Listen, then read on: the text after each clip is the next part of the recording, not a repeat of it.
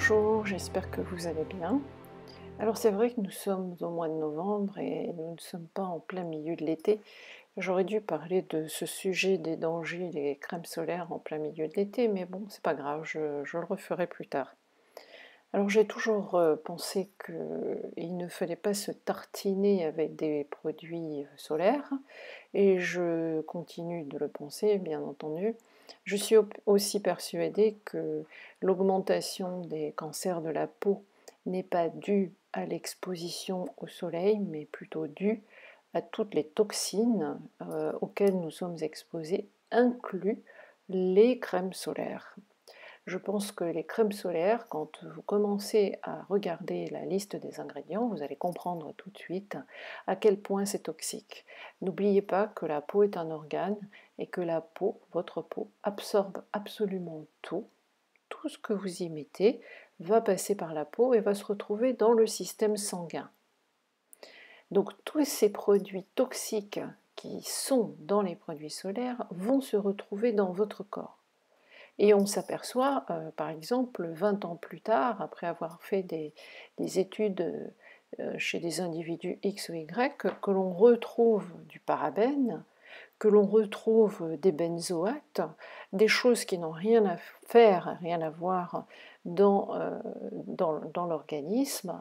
Et en fait, ces produits-là, d'où viennent-ils? Eh bien, ils viennent des crèmes solaires et puis de tous les cosmétiques que les femmes se mettent sur le visage. Alors dans les protections solaires, c'est particulièrement insidieux parce qu'il y a vraiment énormément de produits chimiques.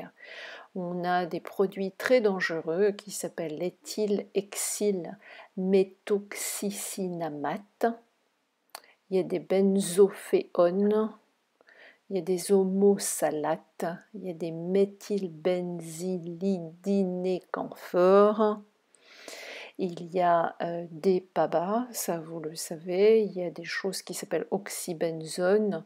Tout ça, en fait, non seulement c'est toxique, mais ce sont des perturbateurs hormonaux. Ça agit sur vos hormones. Ce sont en fait des hormones exogènes, c'est-à-dire qui viennent de l'extérieur et qui vont aller mimer ce que font vos propres hormones. On retrouve en général chez la majorité des femmes une dominance de l'œstrogène ou des œstrogènes au détriment de la progestérone.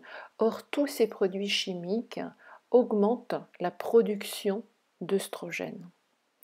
Et peut-être que vous le savez, peut-être que vous ne savez pas, mais un excès d'œstrogène, ça fait pousser les choses. C'est-à-dire que chez une femme, ce qui fait que nous sommes femmes et que nous nous développons au niveau des hanches, au niveau des seins, etc., la silhouette d'une femme se dessine en grande partie grâce aux œstrogènes qui se développent bien sûr ou qui sont produites en plus grand nombre au moment de la puberté.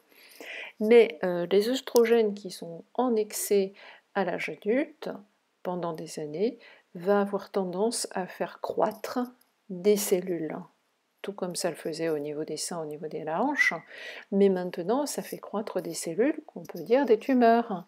Alors ces tumeurs, elles peuvent être bénignes, c'est-à-dire que ça va faire accroître les kystes au sein, les kystes aux ovaires, mais aussi les fibromes que l'on retrouve au niveau de l'utérus.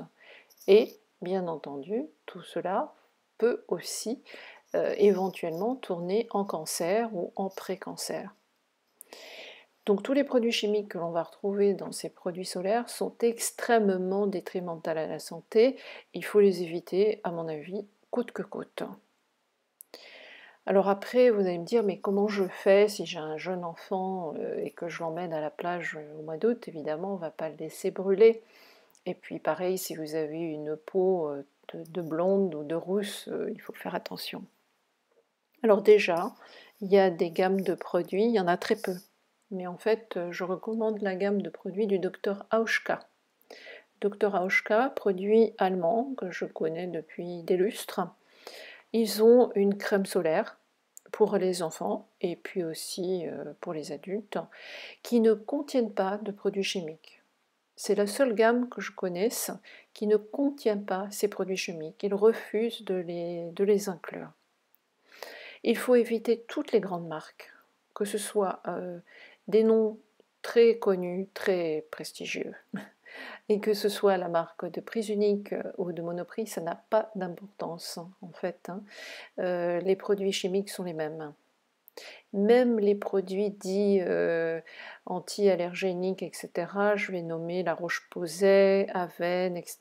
Attention, attention, parce qu'ils peuvent mettre des produits naturels, mais ils y mettent aussi des tonnes de produits chimiques.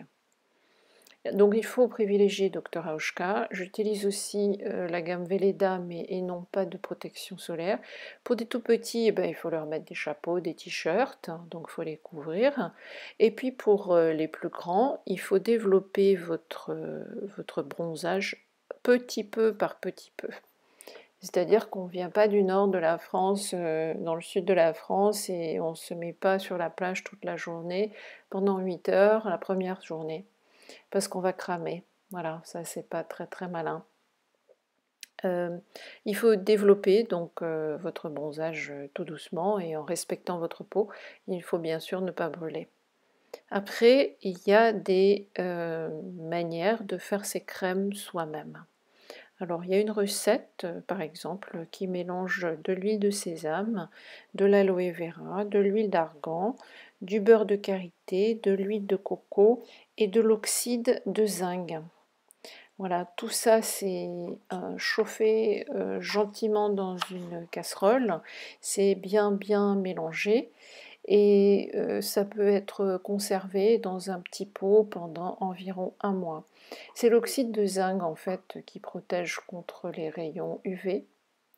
Vous pouvez trouver des crèmes solaires à base d'oxyde de zinc, il y en a très peu.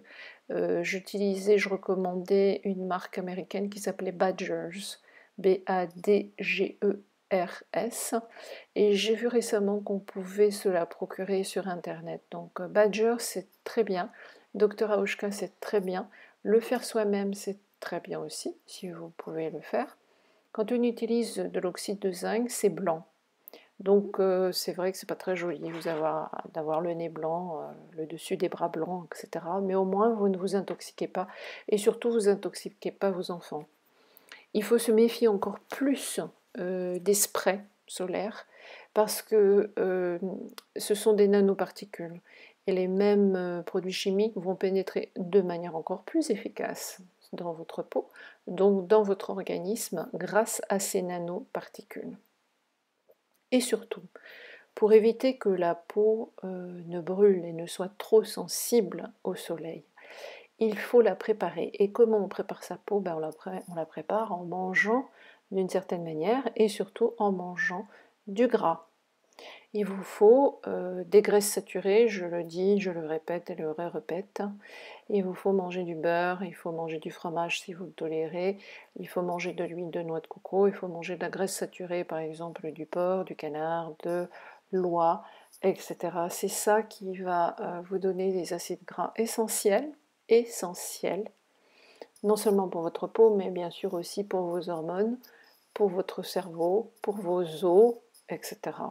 Donc mangez du gras, faites ça tout l'hiver, comme ça vous allez développer un joli bronzage l'été et n'achetez plus ces produits solaires qui sont vraiment une catastrophe et qui, à mon avis, contribuent aux épidémies de cancer de la peau. Voilà ce que je peux vous dire en plein hiver, enfin on n'est pas encore en hiver, en automne, par rapport au danger des crèmes solaires. Je vous souhaite une belle journée et je vous dis à très bientôt. Merci de votre écoute. Au revoir.